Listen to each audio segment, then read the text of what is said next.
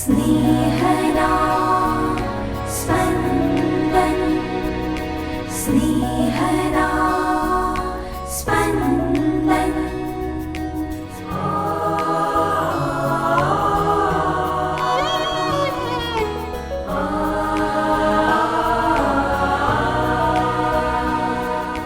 સામાન્ય કાળના 10મા અઠવાડિયાનો બુધવાર.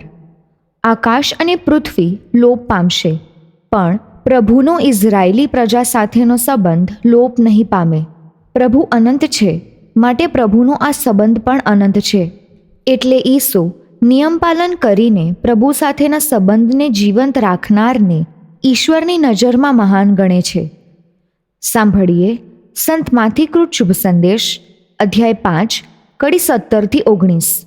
એમ ન માનશો કે હું નિયમ સંહિતાનો કે પૈગંબરોના વચનોનો ઉચ્છેદ કરવા આવ્યો છું. હું ઉચ્છેદ કરવા નહીં, પણ પરિપૂર્તિ કરવા આવ્યો છું. હું તમને ખાતરીથી કહું છું કે આકાશ અને પૃથ્વી ભલે લોપ પામે, પણ બધું પૂર્ણ થયા વગર નિયમ સંહિતાના એકે કાના માતરનો પણ લોપ થવાનો નથી. એટલે જે કોઈ એ આજ્ઞાઓમાંની નાનામાં નાનીનો પણ ભંગ કરશે અને લોકોને તેમ કરતા શીખવશે, તે ઈશ્વરના રાજ્યમાં ક્ષુદ્રમાં ક્ષુદ્ર ગણાશે. પણ જે કોઈ આજ્ઞાઓનું પાલન કરશે અને લોકોને તેમ કરતા શીખવશે, તે ઈશ્વરના રાજ્યમાં મહાન ગણાશે.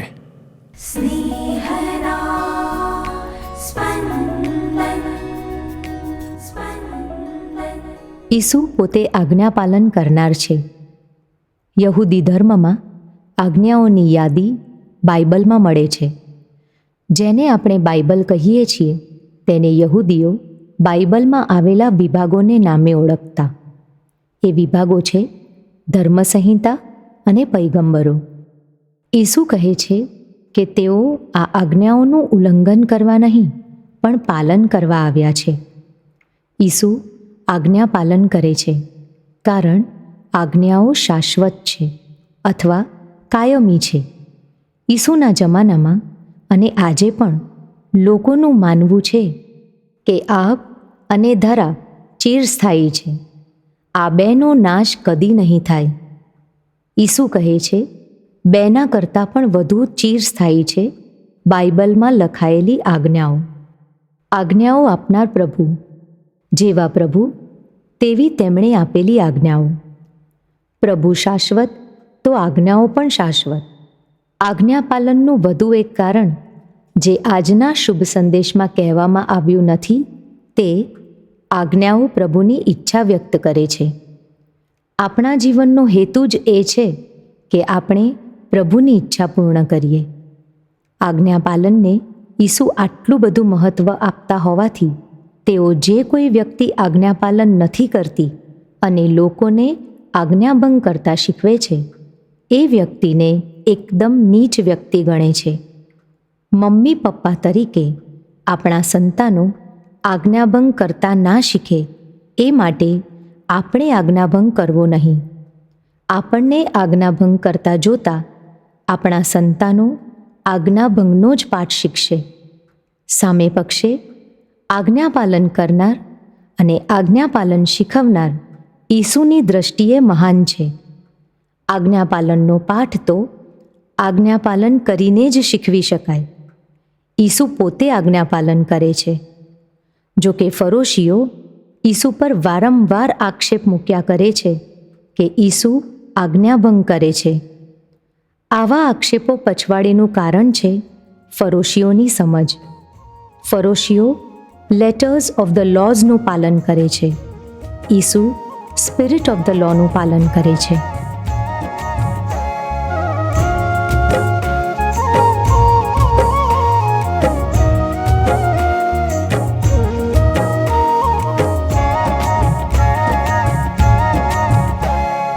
તારી વાણીમાં સામર્થ્ય છે પ્રભુ, તારી વાણીમાં સામર્થ્ય છે પ્રભુ, તારી વાણીમાં શક્તિ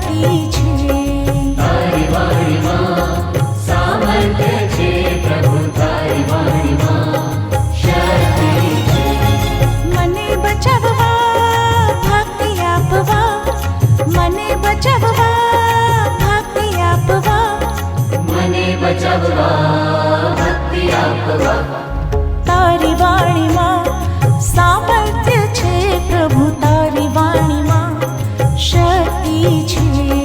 તારી વાણીમાં સામર્થ્ય છે પ્રભુ, તારી વાણીમાં શક્તિ છે.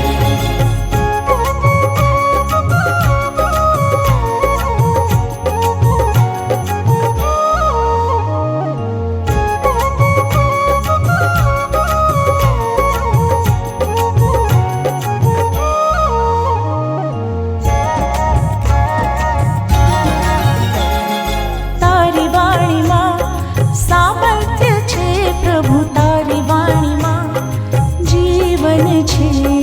તારી વાણીમાં સામર્થ્ય છે પ્રભુ, તારી વાણીમાં જીવન છે. મને બચાવવા મુક્તિ આપવા, મને બચાવવા મુક્તિ આપવા, મને બચાવવા મુક્તિ આપવા. તારી વાણીમાં સામર્થ્ય છે પ્રભુ, તારી વાણીમાં શક્તિ છે. તારી વાણીમાં સામર્થ્ય છે પ્રભુ, તારી વાણીમાં શક્તિ છે.